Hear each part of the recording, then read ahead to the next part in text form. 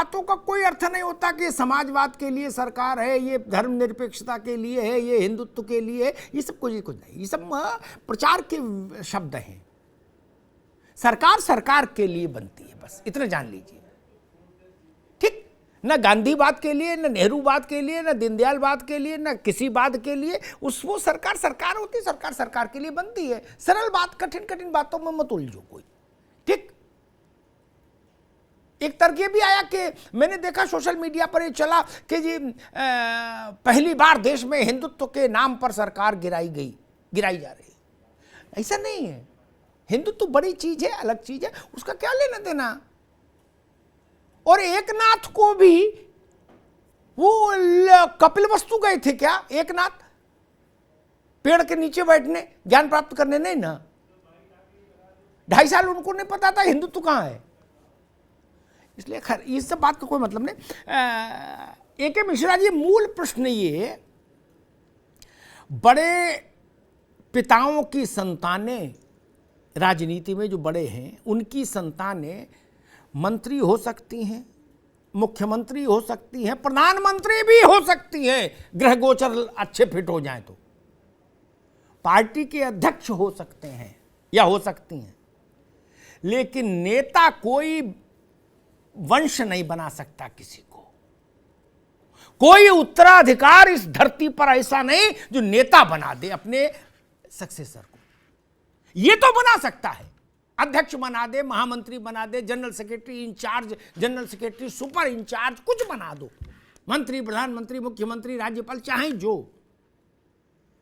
नेता बनाए से नहीं बनेगा, उसके लिए खुद का पुरुषार्थ चाहिए, पराक्रम चाहिए। क्या वही संकट है जो महाराष्ट्र में हम देख रहे हैं? क्योंकि बाला साहब का अक्स अगर 30% भी झलकता तो ये संकट ही पैदा नहीं होता महाराष्ट्र में। पता नहीं कितने लोग मिले हैं, मैं बाला साहब से मिला हूं, मैं उनका तेवर जानता हूं एक पत्रकार के नाते। अब तक तो पूरे मुंबई में आपको सेना लगानी पड़ी होती। ये 1500 आदमी को वो गेंदा के पंखुड़ी फेंक रहा, करा उद्धव जी संघर्ष करो, हम तुम्हारे साथ हैं। ए.के. मिश्रा जी, देखिए अमिताभ जी, जो आपने समस्या बताई है कि लोग नेता नहीं हो सकते हैं, ये पूरी समस्या जो महाराष्ट्र में हो रही है, 2 पार्ट में इसका डिस्कशन किया जा सकता है। पहला पार्ट ये है कि नेता एक गुणधर्मवाचक शब्द है, एडजेक्टिव है, लीडर, ठीक है। गुणधर्मवाचक चीजें अगर बननी है तो वो ट्रेट आपके पर्सनालिटी में होने चाहिए। अनुकंपा के आधार पे आप क्लर्क से लेके प्राइम मिनिस्टर बन सकते हो, सहानुभूति के आधार पे 1-2 पीढ़ी तक चलता है। लेकिन वो गुण धर्म अगर आपके पास गुणसूत्रों से नहीं आए और जमीन पे संघर्ष करके आपने वो कैपेबिलिटी डेवलप नहीं की, नेता का मतलब जनता से कनेक्शन होना, जो अपने जनता के बीच में रहे। अगर वो चीज नहीं है, वो दांव पेच आपने नहीं सीखे, अखाड़े में उतरे बिना जो है आप पहलवान नहीं बन सकते हैं। जिम में जाके मसल्स बना सकते हैं, लेकिन पहलवान वो घोड़ा पछाड़, धोबी पछाड़, काला जंग, ये सारे दांव आपको जिम में नहीं सिखाए जा सकते हैं। तो पहली प्रॉब्लम ये व्यक्तिगत है जो उद्धव ठाकरे के साथ है। बालाजी का व्यक्तित्व तो इतना ज्यादा लिंकिंग था पब्लिक से कि उनकी एक आवाज पे हजारों की भीड़ उमड़ पड़ती थी। वो पब्लिक से उठे थे, पब्लिक के बीच में ही रहते थे और पब्लिक के बीच में ही उन्होंने अंतिम सांस ली। ये एक लंबी विवेचना हो जाएगी। दूसरी चीज, हम सरकार पे आते हैं। ये सरकार जब बनी थी ना, तो देखिए होता क्या है, आप कितनी भी कोशिश करिए, एक कांच के ग्लास में तेल और पानी आपने मिलाया, मिलाने के बाद हिलाया, उसको शेक किया, लेकिन दोनों एक कभी नहीं होंगे। जैसे ही कांच का ग्लास टूटेगा, जिसमें कि वो दोनों बंधे हुए हैं, उसमें कोई ऊपर है, नीचे है। यहाँ पे हमारे ठाकरे साहब जो थे, उद्धव ठाकरे जी, वो ऊपर बैठे हुए थे तेल की तरह। अब वो पानी फैल गया, रायता जब फर्श पे फैलेगा, तेल अलग हो गया और पानी अलग हो गया। अब तेल अलग होके पहुंच गया वहां आसाम में, गुवाहाटी में, कहां त्रिपुरा में पहुंच गया। और अभी तेल जो बाकी है ना, कांग्रेस में भी बाकी है, उनको भी डर सता रहा है, वो तेल छिटक करके अलग होके कहां पहुंचेगा। तो जितने कंपोनेंट थे, किसी भी तरीके से वो मिक्स नहीं हो सकते थे। 1-2 साल तक खूब हिलाया, खूब, ये जैसे सोडा लेमन वाला बनाता है ग्लास में, लेकिन मिक्स नहीं हो सके। सारे कंपोनेंट जहां से जुड़े थे स्वार्थ के लिए, वो अलग हो गए। ठीक ठीक, मैं विकास श्रीवास्तव के पास चलूंगा। उससे पहले एक बात जो ए.के. मिश्रा जी ने कही, उस पर मैं कहूंगा कि सारी बात आप छोड़ भी दीजिए, तो भी ये एक नैसर्गिक नियम है हर क्षेत्र में जहां भी नेतृत्व करना है। आपके पास पिता वंश के नाम के अलावा, सरनेम के अलावा 1, 2, 4, 5 मिनिमम एक तो मान लीजिए एक अपनी ऐसी कौतुक भरी कथा होनी चाहिए जो कीर्तिमान की तरह लोगों तक पहुंची हो। जवाहरलाल जी के पास थी वो कथा अपनी, मोतीलाल जी के अलावा, इसलिए वो जवाहरलाल नेहरू हुए। इंदिरा गांधी के पास थी इसलिए वो इंदिरा गांधी हुई। उनके पिताजी ने उनको कांग्रेस अध्यक्ष बनवा दिया, उनके पिताजी के नाम के चलते प्रधानमंत्री हो गई, लेकिन देश की नेता अपने कारण से हुई। कांग्रेस वर्किंग कमेटी कहने से देश की नेता थोड़ी बन जाएंगी। बाकी के पास नहीं रहा तो नहीं रहा। मुलायम सिंह जी के पास वो था तो वो नेता हुए, काशीराम जी के पास वो था वो नेता हुए। ऐसे 100,000 उदाहरण देख लीजिए आप। कल्याण सिंह जी के पास वो था इसलिए नेता हुए। जिनके पास वो करिश्मा नहीं है, अपनी कहानी नहीं है, उधार की कहानियों से नेतृत्व नहीं चलता। विकास श्रीवास्तव जी, आपसे सवाल ये है कि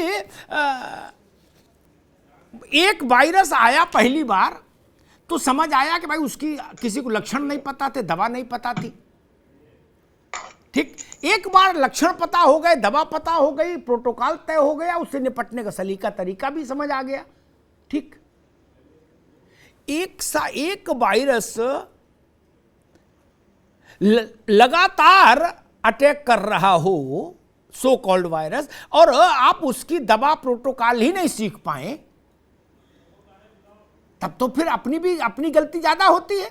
मुझे लगता है जब पहली बार ऐसी दुर्घटना हुई तब से सीखा होता तो कर्नाटक बच गया होता, मध्य प्रदेश बच गया होता, महाराष्ट्र बच गया होता, और अब इनसे कुछ सीखें तो शायद आगे वाले बच जाए। विकास जी, नहीं? देखिए अमिताभ जी, ये पूरा विषय जो है ये कांग्रेस पार्टी से तो इसका कोई मतलब ही नहीं था।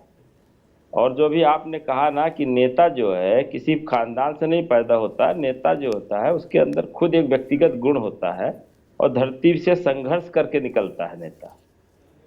और ये बात भी सही है, अगर बाला साहब होते तो ये तो सोच भी नहीं सकते थे जिस तरीके से एकनाथ शिंदे ने कदम उठाया। ये सोचना तो दूर, अगर वो ऐसी व्यवस्था कहीं बन भी रही होती तो बाला साहब के रहते ये ऐसी व्यवस्था कि वो क्षेत्र से बाहर निकल गए, हाथ से बाहर निकल गए, दूसरे राज्यों में पहुंच गए, और आज फोन पे केवल अब बातचीत हो रही है। हमको तो लगता है ये कोई दूसरी चीज है।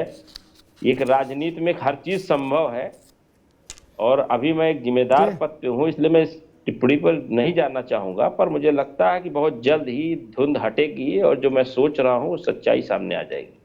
नहीं तो थोड़ा ये कुछ उसका वो बता दो, सिरा समझ आए कि भाई क्या सच्चाई देख रहे हो आप। देखिए, इस देश की राजनीति में जी सबको लेके चल पाना बड़ा कठिन काम है।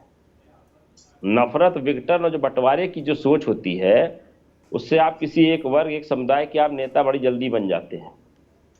पर जब सबको लेकर चलना और सबको एक साथ जोड़ के रख पाना यह आसान काम नहीं होता है। चुनाव लड़ने में भी यह बहुत बड़ी समस्या होती है। मायावती से टिकट मिलता था, किसी जमाने में 22% वोट तुरंत मिल जाता था। कुछ जुड़ गया, चुनाव लड़ लिया, रातों रात नेता बन जाते थे लोग। हार भी गए तो भी एक बड़े नेता के रूप में स्थापित हो गए लोग। तो इसलिए बड़ी सोच के नेता बनने के लिए बहुत लंबा संघर्ष करना पड़ता है, और केवल नफरत, विघटन, बंटवारे की राजनीति करने के लिए संघर्ष नहीं करना पड़ता है। और सत्ता में आप पाने के लिए जरूरत पड़ती है सबकी। कोई भी सरकार हो, ये देश हो, बिना एक विचारधारा के नहीं चलता, सबको लेके चलना पड़ता है। बाबू, नफरत हो, कोई हो, नेता तब भी नहीं बन सकते।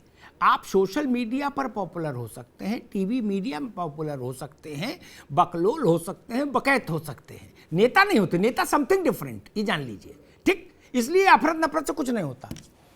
बड़े बड़े नफरत वाले मैंने देखे 5 वोट नहीं जुटा पाए जब उनको गलत फहमी हुई। नहीं, टीवी चैनल पर वो बिके, सोशल मीडिया पर बिके, समझ में आता है।